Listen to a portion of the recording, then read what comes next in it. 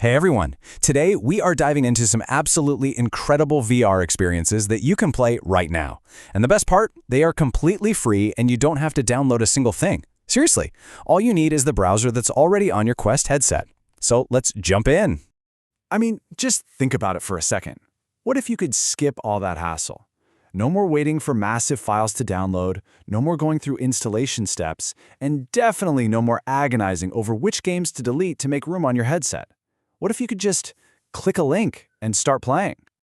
Well, it turns out you can, and the magic that makes it all happen is called WebXR. In the simplest terms, it's an open standard that literally turns your boring old web browser into a portal for instant VR adventures.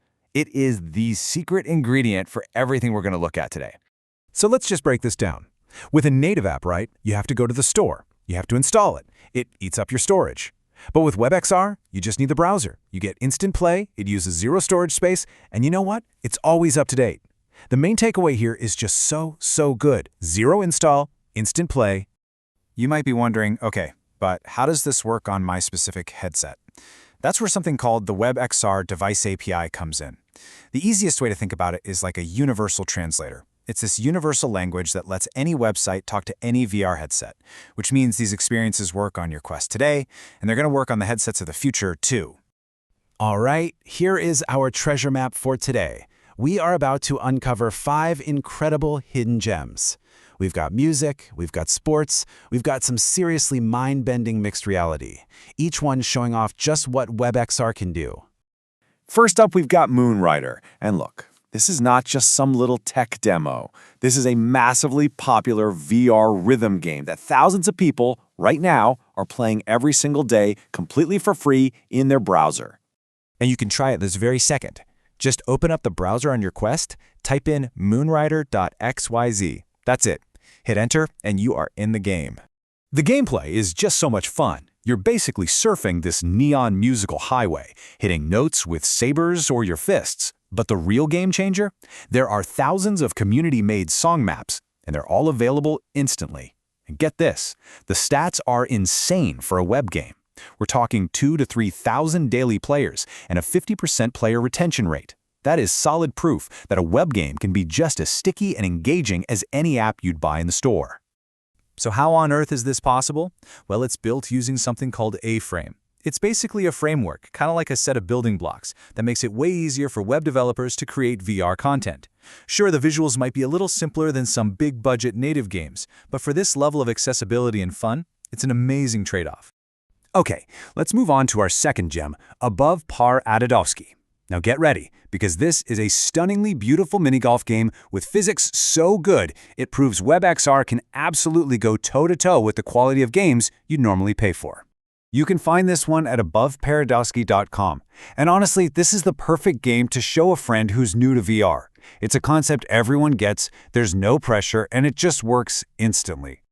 Now, I want you to brace yourself for this next part. This entire 9-hole course, all the beautiful art, the perfect physics, the music, the whole shebang, is only 14 megabytes. That is smaller than a single photo on your phone. That is just an unbelievable feat of optimization.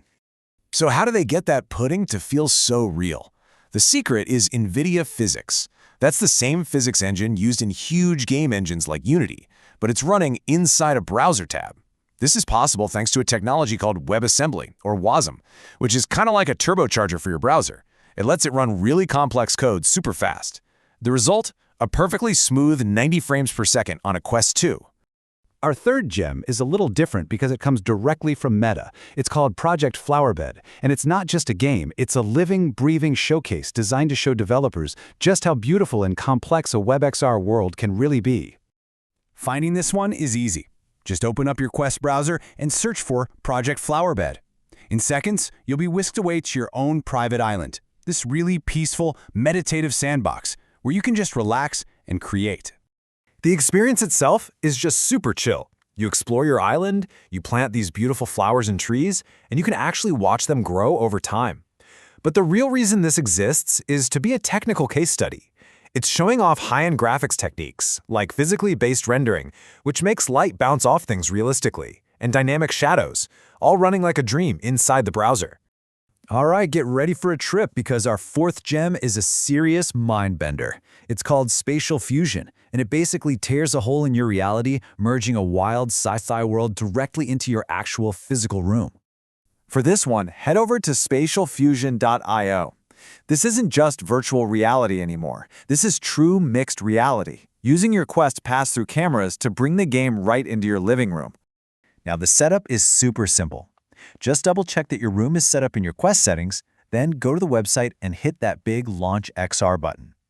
That's what lets the experience actually see and understand the layout of your room, so the virtual stuff can interact with your real stuff.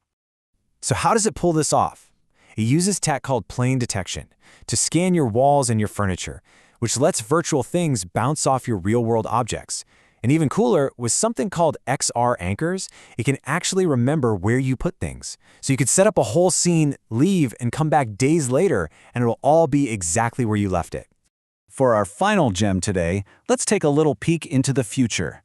The Shadow of the Tsar is a narrative adventure, and it gives us a glimpse of what the next generation of graphics on the web is going to look like. It's built with some seriously cutting-edge tech. So this experience is powered by a revolutionary new technique called 3D Gaussian splatting.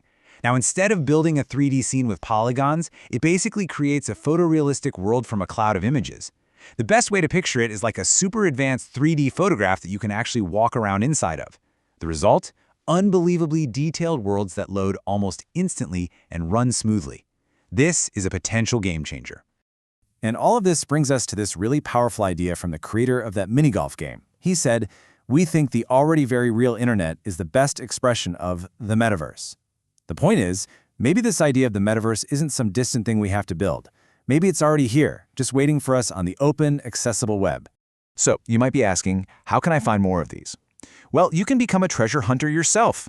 Jump into communities like the WebXR Discord. You can browse WebXR categories on game sites like itch.io. And hey, just keep an eye on the Meta Quest browser homepage. They're always featuring cool new stuff. And that leaves us with one final thought to chew on. If the metaverse is supposed to be this universe of interconnected worlds that we can all jump between instantly, doesn't that sound an awful lot like the web? Maybe the front door to our immersive future wasn't something we needed to build. Maybe it's been right there, waiting in our browser, all along.